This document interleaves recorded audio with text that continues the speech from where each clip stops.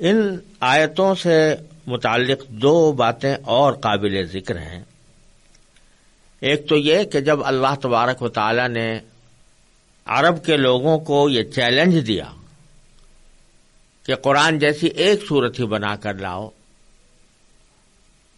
تو اس میں ساتھ ہی یہ بھی فرمایا تھا کہ اپنے حمایتیوں کو بھی تم بلا لو۔ حمایتیوں کا ایک مطلب تو جیسا میں نے پہلے عرض کیا، وہ بڑے بڑے نامور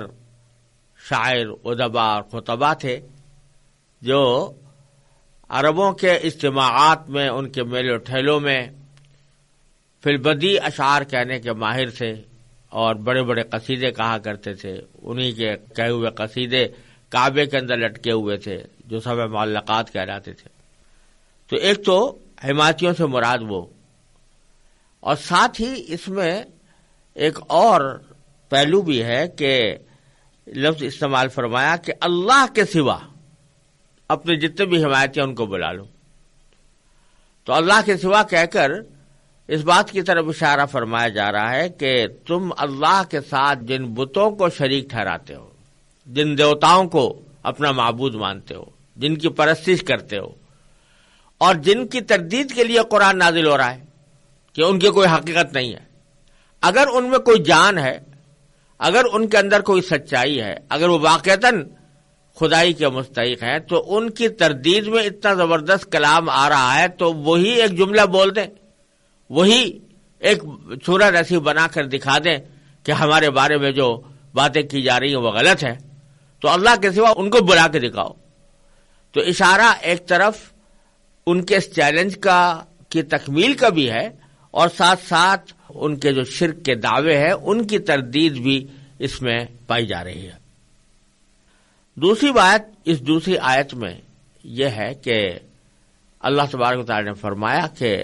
اگر تم نہ کر سکو اور ہرگز نہ کر سکو گے، فَإِن لَّمْ تَفْعَلُوا وَلَن تَفْعَلُوا، پیشن گوئی بھی ہے کہ کر نہیں سکو گے، ہرگز نہیں کر سکو گے، تو پھر ساتھ میں پھر دھمکی بھی ہے، فَاتَّقُوا النَّارَ الَّتِي وَقُودُهَا النَّاسُ وَالْحِجَارَةُ، اس آگ سے ڈرو جس کا ایندھن انسان اور پتھر ہوں گے۔ انسان کے ایندھن ہونے کا مطلب تو سمجھ میں آ رہا ہے کہ مراد یہ ہے کہ جو لوگ حق کی بات کو نہیں تسلیم کریں گے اور حق کو واضح ہونے کے باوجود نہیں مانیں گے تو ان کو آخرت میں آگ کی سزا دی جائے گی۔ لیکن پتھروں کے ایندھن ہونے کا کیا مطلب ہے؟ تو اس کا مطلب یہ ہے کہ جن پتھروں کو انہوں نے بت بنا کر اپنا معبود بنایا ہوا ہے اور دن رات ان کی پوجا کرتے ہیں، اپنی مرادیں ان سے مانگتے ہیں، ان کو مشکل کشا اور حاجت روا سمجھتے ہیں، ان کو اس جہنم میں ڈالا جائے گا اور وہ جہنم کا ایندھن بنیں گے۔ اس وجہ سے نہیں کہ یہ ان کی خود کوئی خطا تھی، خود کوئی گناہ تھا، کیونکہ انہوں نے تو نہیں کہا تھا کہ ہمیں بت بنا کر ہمیں پوجا کرو، یہ ان لوگوں نے اپنی طرف سے گھڑ لیا تھا، لیکن اللہ تبارک و تعالیٰ ان بتوں کو آگ میں ڈال کر یہ عبرت کا منظر دکھائیں گے کہ یہ ہیں وہ دیوتا جن کو تم نے اللہ تبارک و تعالیٰ کا شریک بنا کر حاجت روا اور مشکل کشا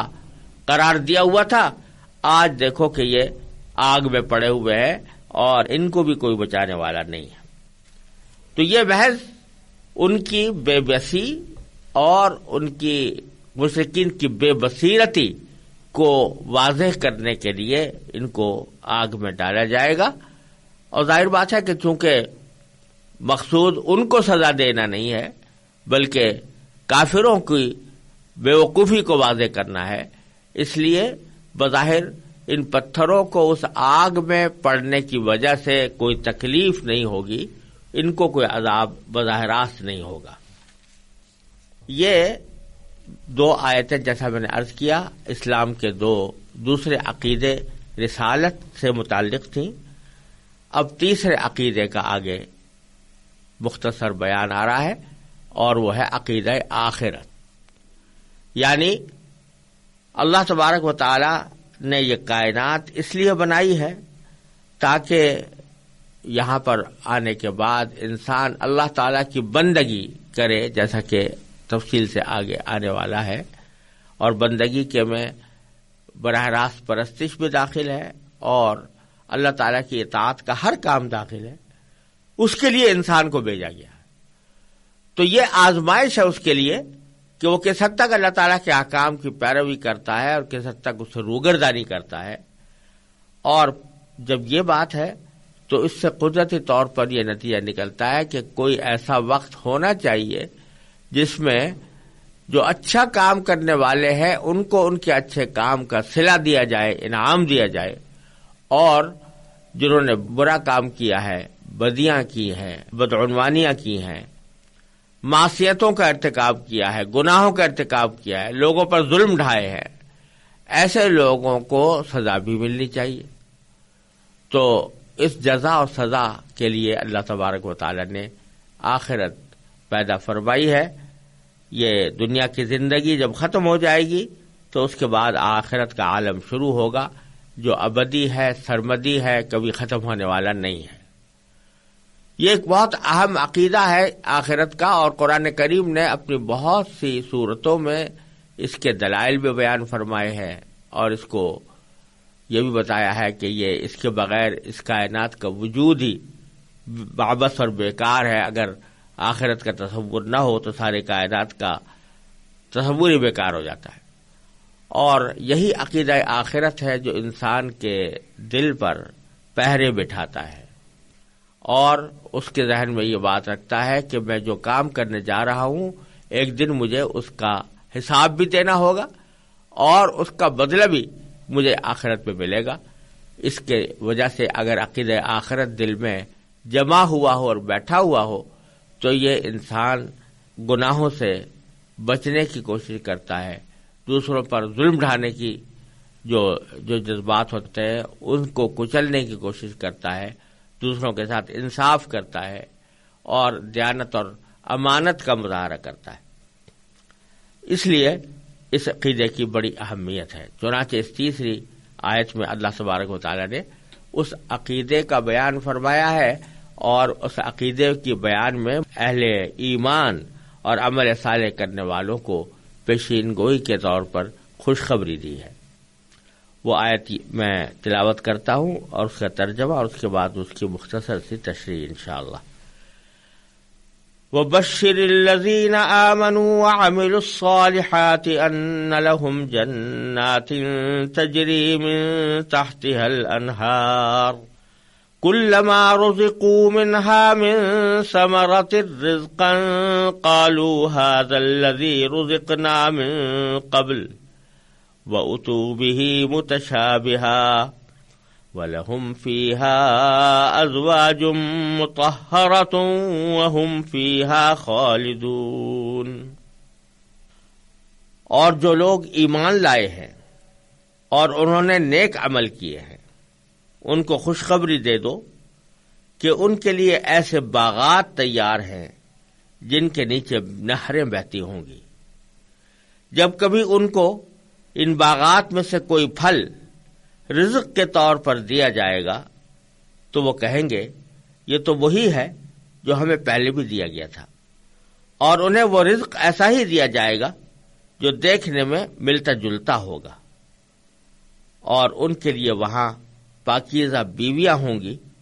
اور وہ ان باغات میں ہمیشہ ہمیشہ رہیں گے. یہاں اللہ تبارک و تعالی نے اہل ایمان کو جو اسلام کے تمام بنیادی عقائد پر دل و جان سے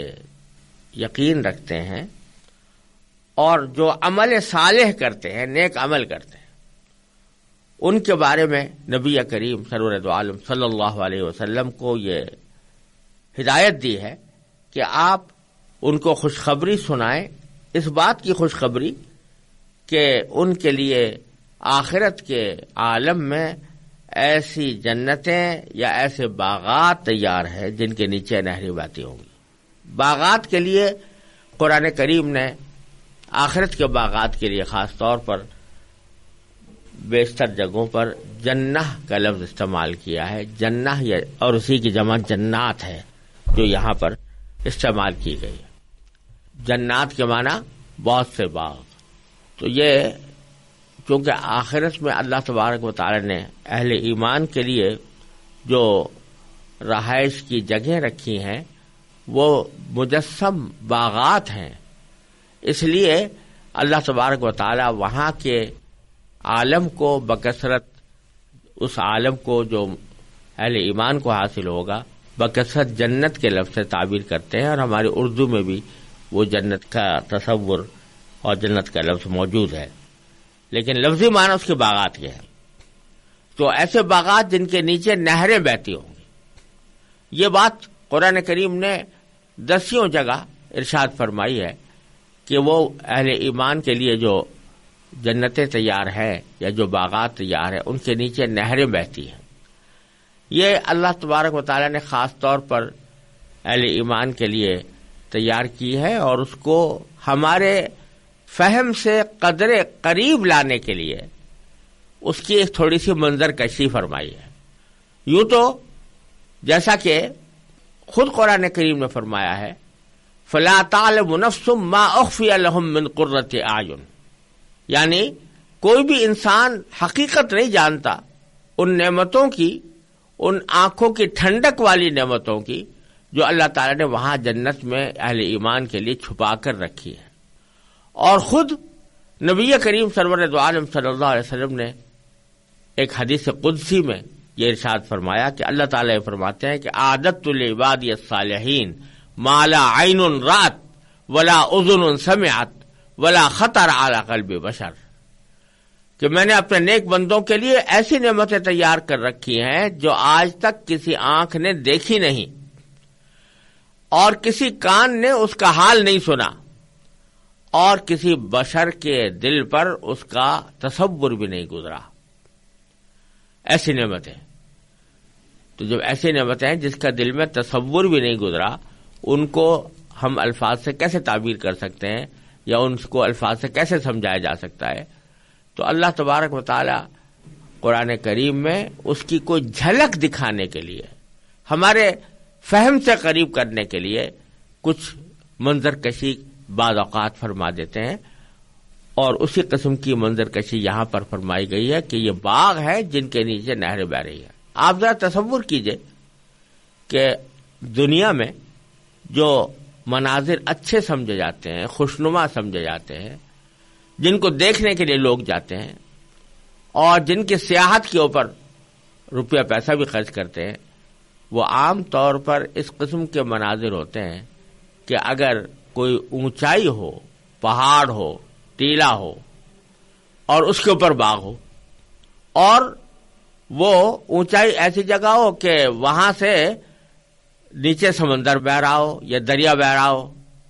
تو عام طور سے اس منظر کو دنیا کے اندر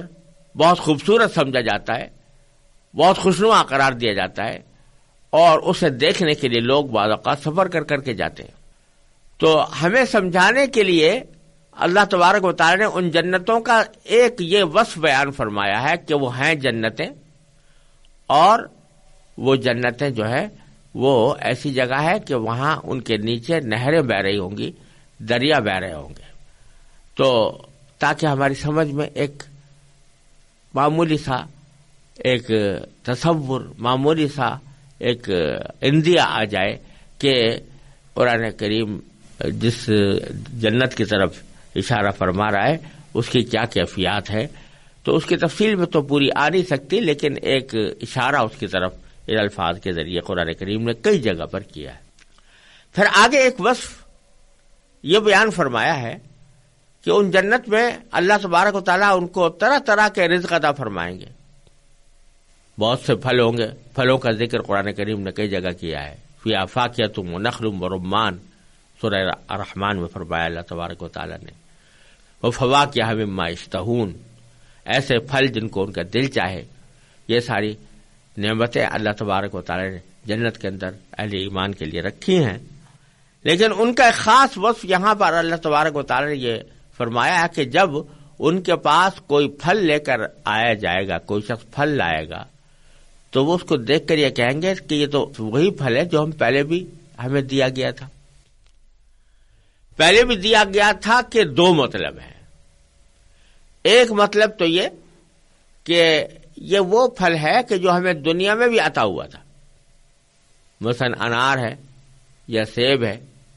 یا انگور ہے مثال کے طور پر، تو جب وہ اس کے سامنے لائے جائیں گے تو کہیں گے کہ یہ تو ویسا ہی پھل ہے جیسا کہ ہمیں دنیا میں بھی دیا گیا تھا. تو دیکھنے میں وہ دنیا جیسا پھل معلوم ہوگا، لیکن جب اس کو وہ کھائیں گے اور استعمال کریں گے تو پتہ چلے گا کہ دیکھنے میں تو بے شک یہ دنیا جیسا پھل تھا، لیکن اپنی لذت میں، اپنی حلاوت میں، اپنی کیفیات میں، اپنی کوالٹی میں یہ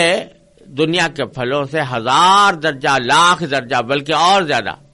بہتر اور زیادہ لذیذ ہے. تو فرمایا کہ وَأُتُوا بِهِ مُتَشَابِهًا،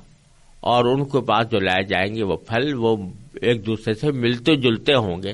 یعنی دنیا والے پھلوں سے ملتے جلتے ہوں گے. اور ایک دوسرا مطلب بھی ہے اس کا، وہ یہ کہ جب ان کے پاس کوئی پھل لایا جائے گا تو وہ کہیں گے کہ یہ تو پھل ویسا ہی ہے یا وہی ہے جو ہمیں پہلے بھی عطا ہوا تھا. اب پہلے بھی سے مراد یہاں پر دنیا نہیں بلکہ خود آخرت میں، جنت میں، یعنی جو پھل لایا جا رہا ہے وہ اپنی شکل و صورت کے اعتبار سے بالکل ویسا ہی ہے جیسا کہ کچھ عرصے پہلے ان کو دیا گیا تھا. تو یہ سمجھیں گے کہ یہ وہی پھل ہے. مثال کے طور پر انار ہے، اگر انار لایا گیا ہے تو وہ کہیں گے یہ انار تو پہلے بھی دیا گیا تھا ہمیں، یہ جنت میں ویسا ہی پھل ہے یہ جیسا کہ پہلے بھی دیا گیا تھا، جو انار پہلے تھا وہی یہ بھی ہے. لیکن حقیقت میں کے اعتبار سے وہ انار نہیں ہوگا، بلکہ اس سے مختلف ہوگا. اس کا ذائقہ، اس کی حلاوت، اس کی لذت اور اس کی کیفیات پچھلے انار سے کہیں زیادہ بہتر ہوں گی. تو وہ لہذا ان کو ہر مرتبہ جب نئی لذت حاصل ہوگی تو اس میں ان کے لطف میں، ان کے سرور میں، ان کی خوشی میں کہیں اضافہ ہوگا. یہ معنی ہے وَأُتُوا بِهِ مُتَشَابِهًا، ان کو کے پاس وہ لائے جائیں گے، ایک دوسرے سے ملتے جلتے پھل لائے جائیں گے اور ان کو اس سے خاص لذت اور خاص سرور حاصل ہوگا. پھر اس نعمت کا، جنت کی نعمتوں کا ذکر کرتے ہوئے ایک اور نعمت یہ بیان فرمائی کہ وَلَهُمْ فِيهَا أَزْوَاجٌ مُطَهَّرَةٌ، ان کے لیے وہاں پاکیزہ بیویاں ہوں گی. اہل جنت کے لیے پاکیزہ بیویاں ہوں گی. پاکیزہ بیویاں ہونے کے معنی یہ ہے کہ ان کے اندر کسی بھی وقت میں کوئی گندگی یا کوئی نجاست کا احتمال نہیں ہوگا. دنیا میں خواتین کے اوپر ایسے زمانے آتے ہیں کہ جو ناپاکی کے دور کہلاتے ہیں، اس میں نماز پڑھنا بھی ان کے لیے جائز نہیں ہوتا، ان میں روزہ رکھنا بھی جائز نہیں ہوتا، اور جب ان سے فراغت ہوتی ہے تو مکمل غسل کرنا پڑتا ہے. تو اس قسم کے عوارض وہاں کی خواتین کو نہیں ہوں گے، اور وہاں کی جو خواتین ہیں وہ اس قسم کی گندگیوں سے پاک ہوں گی. اور جیسے بعض احادیث میں آتا ہے کہ جو مرد ہوں یا عورت، ان کے جسم سے جو دنیا میں نجاستیں نکلتی ہیں، آخرت میں وہ نجاستیں نہیں ہوں گی، بلکہ ان کی کیفیات بدل جائیں گی. اور اللہ تعالی جانتا ہے کہ وہ کس طرح اپنے بندوں کی وہاں پر تربیت فرما دیں گے کہ ان کے جسم خوشبوؤں سے مہکتے ہوئے ہوں گے اور ان کو بدبو کا، نجاست کا، گندگی کا کوئی شائبہ اٹھانا نہیں پڑے گا. تو یہی صورت ان خواتین کی بھی ہے جن کو اہل جنت کے لیے ازواج یا ان کے بیویاں قرار دیا گیا ہے. لہم فیہا ازواج مطہرہ. اور پھر سب سے بڑی نعمت یہ کہ وہم فیہا خالدون، کہ وہ اس میں ہمیشہ رہیں گے. انسان کو کتنی بھی بڑی نعمت میسر آ جائے، لیکن اگر یہ کھٹکا لگا ہوا ہے کہ کس وقت یہ نکل جائے گی، یہ جاتی رہے گی، تو اس کی لذت کا کمال حاصل نہیں ہوتا، کامل لذت حاصل نہیں ہوتی. اگر آپ کو ایک بہت شاندار بنگلہ مل گیا ہے رہائش کے لیے، لیکن یہ پتہ ہے کہ کہ چند مہینوں کے بعد مجھ سے خالی کرا لیا جائے گا، تو چاہے وہ چند مہینے آپ کتنے ہی آرام سے گزارے، لیکن ایک کھٹکا جو دل میں لگا ہوا ہے کہ ایک وقت مجھے یہ خالی کرنا پڑے گا اور مجھے نعمت حاصل نہیں رہے گی، اس کی وجہ سے جو موجودہ لذت اور حلاوت ہے وہ بھی پھیکی پڑ جاتی ہے۔ تو جب یہ پتا ہو کہ یہ نعمتیں جو میرے پاس موجود ہے یہ ہمیشہ رہیں گی، یہ کبھی ختم نہیں ہوں گی، تو اس سے ان لذتوں اور ان نعمتوں کے اندر ایک عجیب سرور پیدا ہوگا، اور یہ ہوگا کہ اس کا کمال حاصل ہوگا۔ دنیا میں ہمیں کسی بھی لذت اور کسی بھی حلاوت کا کمال حاصل نہیں ہوتا، کامل لذت حلاوت حاصل نہیں ہوتی، کیونکہ ہر لذت کے ساتھ کسی نہ کسی اندیشہ کا کانٹا چبھا ہوتا ہے، وہاں یہ اندیشہ ہی نہیں، تو اس واسطے اس کی لذت بڑی کامل ہوگی۔ چنانچہ ایک جگہ سورہ صافات میں اللہ تبارک و تعالی نے ایک جنتی کا حال ذکر کرتے ہوئے فرمایا ہے کہ وہ جب وہاں پہنچے گا اور وہاں کی نعمتیں دیکھے گا تو ایک طرح سے خوشی سے چیختا ہوا کہے گا کہ افما نحن بمیتین الا الموتۃ الاولی، کہ کیا اب ہمیں موت نہیں آئے گی؟ کیا اب جو پہلی موت آ چکی ہے اس کے سوا ہمیں اب کوئی اور موت آنے والی نہیں ہے؟ یعنی وہ خوشی سے